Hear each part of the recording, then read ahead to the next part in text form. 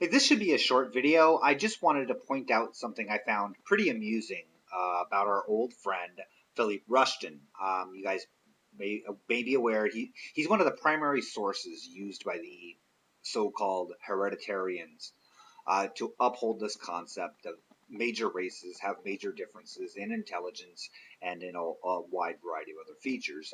Again, as many others better than I have shown, completely unfounded. Rushton's one of their primary sources, and I'm not going to go into some kind of a critical analysis of Rushton's works. That's already been done. I'm going to, down below in the crotch bar, I'm going to put a link to Hannibal Barca's channel. Check it out if you're not subscribed. Stop watching my stupid videos and go subscribe to him. Very, very well done analyses of a wide variety of Rushton's works, as well as the whole this racist ideology that's been surfacing recently. Brilliantly done. Highly recommended. And also, before I start, I do want to thank Sofiarune. Um, uh, I'll put a link to her Sofiarune channel and her Sophia Suppositions channel down below as well. Again, please go subscribe. Great, great videos. But I couldn't find the original Rushton article, Rushton and Bogaert article that I'm going to discuss in this video, and she found it and sent it to me, and I really can't thank her enough for that. It was above and beyond. Thank you. But anyway, so I'm going to get started here now. What before uh, I want to make it clear. I'm not, like I said, I'm not going to go into this paper and dissect this paper in any kind of critical way. Like I said, it's been done. Others have done it better than I could do. What I want to do with this is I just want to point out for anybody who might think that Rushton has one tiny shred of credibility. Okay, if you think he has any credibility, I want you guys, you hereditary and race realists, whatever you want to call yourselves, I want you to actually objectively try to look at this and think to yourselves, would a real credible scientist do what Rushton has done in this paper? Okay? All right, I'm gonna switch over to photographs and narration mode here. All right, this is an article by Rushton and Bogaert in the Journal of Research and Personality called Race Differences in Sexual Behavior, Testing an Evolutionary Hypothesis. In this article, Rushton and Bogaert are attempting to look at differences in sexual behaviors and physical sexual characteristics between white people, black people, and Orientals, and in trying to fit that into his RK reproductive strategy hypothesis that has been discussed before. I do want to point out that RK theory in population biology is still a really important concept. Rushton's use of it is a bunch of bullshit. Okay, I just want to make that clear. Don't throw the baby out with the bathwater, kind of a thing. RK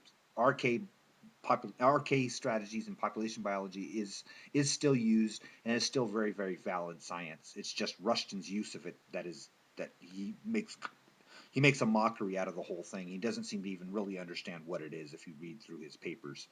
But that's an aside.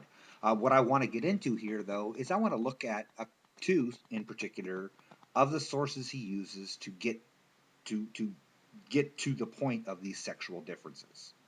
One of the sources that Rushton and Bogaert use in this paper is called A French Army Surgeon, Untrodden Fields of Anthropology. What's important about this source, I believe he cites it 6 or 7 times in this paper. But what's important about it is the fact that he uses it as primary support for his data on this RK stuff because of, hopefully this will make some sense. His RK idea hinges on the idea that black men have a larger penis and have a more frequent rate of copulation than white people do. And to support that and to make it scientific, he reports data that hybrids, his so-called hybrids between black and white, have an intermediate penis size and an intermediate rate of copulation between blacks and whites. That sole source of that information is from a French army surgeon. So what exactly is a French army surgeon? Well, as it turns out, it's from a genre of late 19th century, early 20th century publications, popular in England and the United States, that are currently called anthroporn or ethnoporn. What they are is essentially anonymously published, obscene by the standards of the day descriptions of the sexual habits of either people of distant lands or the lower classes in your society at the time and such like that. They were simply meant to titillate the reader. They're anonymously published. They're probably not published by the the authors of them probably did not have the actual degrees or the actual, they weren't explorers or doctors or anything like that. They were imaginative people who would sit down and they would write these long, travels through Papua New Guinea with all of these, exciting descriptions of the bestial orgies these people would have and such. Again, they were a way to sort of sneak porn under the radar in a fairly conservative society. They're hardly a scholarly source. They're hardly a source that you would use to support something as important as what Rushton and Bogaert are trying to do here. Now I saved the best for last. Throughout this article, Rushton and Bogaert cite Nobile P. 1982, Penis Size, the Difference Between Blacks and Whites, from a scholarly journal called Forum, International Journal of Human Relations. Now this was reported in Weizmann and Cernovsky, but not Weizmann and Cernovsky. Weizmann et al. Reported it, and also Cernovsky et al. Reported the same thing. Um, Trying to track down this journal to examine the original information, and it was finally found. Weizmann reports. I forget the citation that he used, um, but he found this journal, and it's not necessarily what we would call in academia a peer-reviewed source, because the journal, while the title is accurate, Forum, International Journal of Human Relations, the way it's cited makes you might think that this could be, a some kind of journal dedicated to the human to the study of human sexual biology. And well, an argument could be made that it is because it's actually called this. That's right, Penthouse Forum. That is the journal.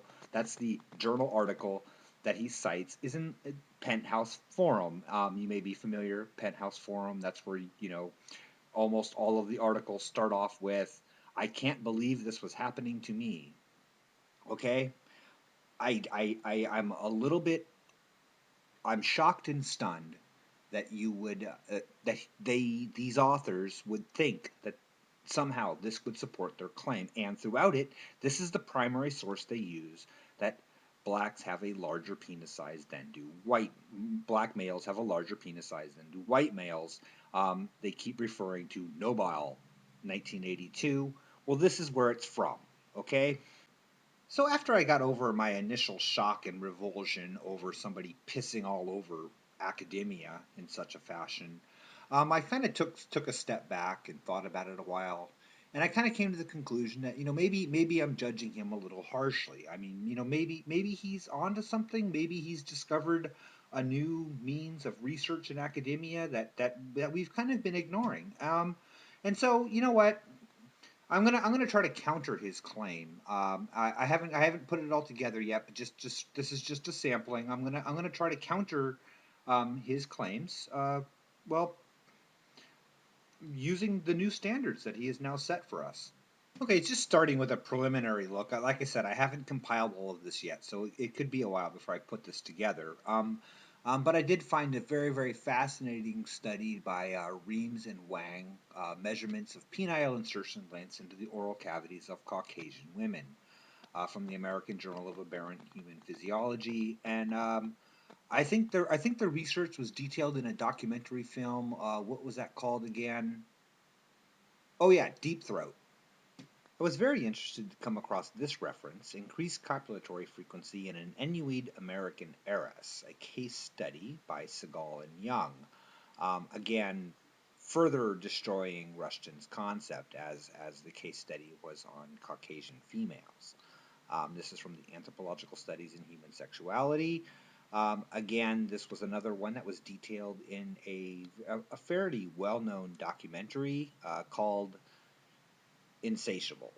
But hey, I don't think we should stop there. I mean, we now have a gold mine of potential material to support our claims from. I mean, this is a really incredible day for those of us in academia. Just a smattering of examples. We can cite articles from the American Journal of Hirsute Pudendis, the annual review of the International Society of Macromastia Studies, or even the Proceedings of the Royal Society of Cinematographic Sex Research.